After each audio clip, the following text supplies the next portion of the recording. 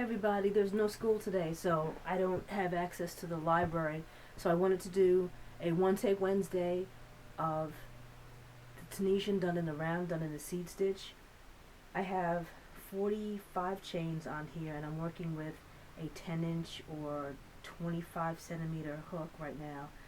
I'm supposed to have stop and goes. I've only got my go on here, so I don't know what the other one is. It's missing an action. So I filled the hook with chains already, and I have begun a forward pass. And what you do is you remove the stitches with a standard return pass. So I'm going to take these off, and you leave a few of them on there just for stability. Hopefully I'm in the right spot and you can see me. I'm just faking this working with a camera in my room right now. So I'm removing these with a standard return pass. And just so you know, there is a knot in this. I just grabbed whatever white I could find and tied a knot in the middle of it, so there will be a knot showing up in this work sometime shortly. So when you're working with a double-ended hook and you have more stitches than is the length of the hook, you leave some of them on to keep it stable.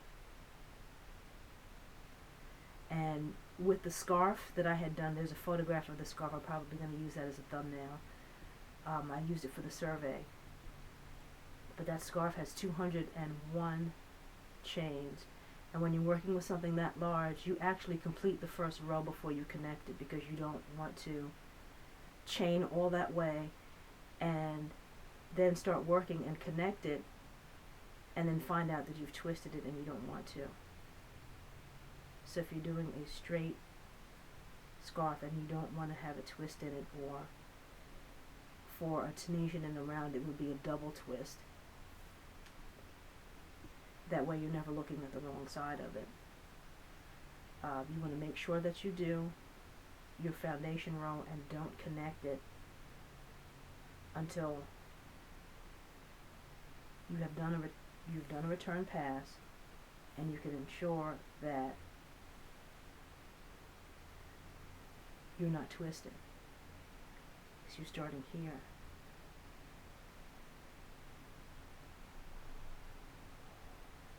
One more time. And make sure your yarn's on the right side. Or I should say the correct side. Because you're doing the entire thread, you did an odd number of chains, and it's simple, purl, simple, purl, and you're doing this all the way around.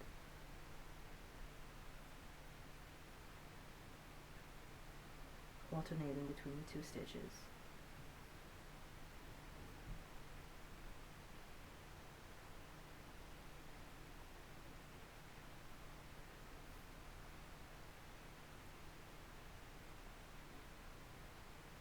And my forward pass is in, I believe it's denim. This is sugar and cream, light blue.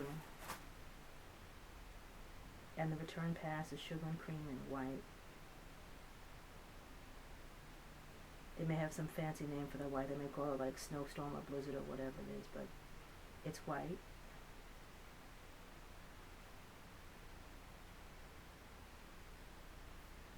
And this is supposed to be on the other end of it. Once your hook is filled,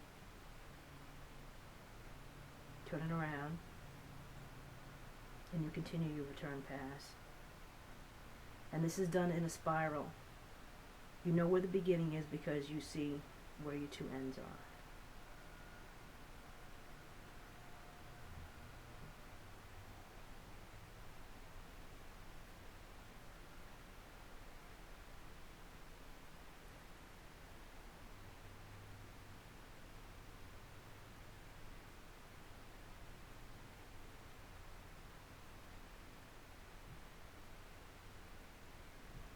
Like I said before, remember to keep a couple of stitches on there to keep your work stable.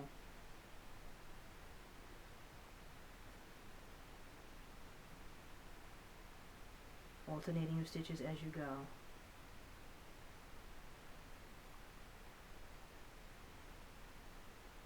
And the counting on this is extremely important.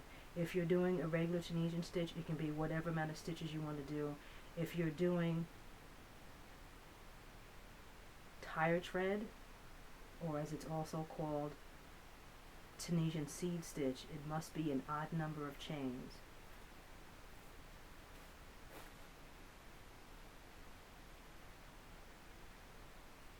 And if I did this properly, you're going to see in just a second why exactly it has to be an odd number of chains, because you should be able to step up to the next row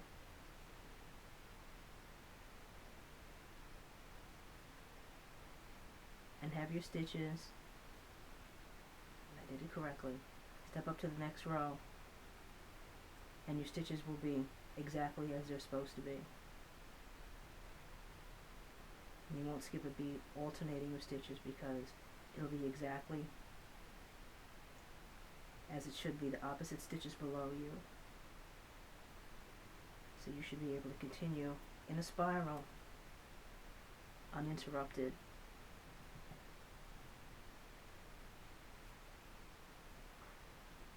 Alternating your stitches. And once again, since the hook is full, I'm doing my return pass, standard return pass, in my contrasting color. So once again, you cast on in your main color, you do whatever amount of odd number chains you're going to do for whatever your garment is. If it's the infinity scarf, it's 201. Hats vary. You know, you have to measure your head to see what's a good amount of chains for you. I have a little head. My hats are usually 70 to 75 chains for my head. Kids' hats are different. Like I said, you have to just measure the person's head in order to get the right amount of chains.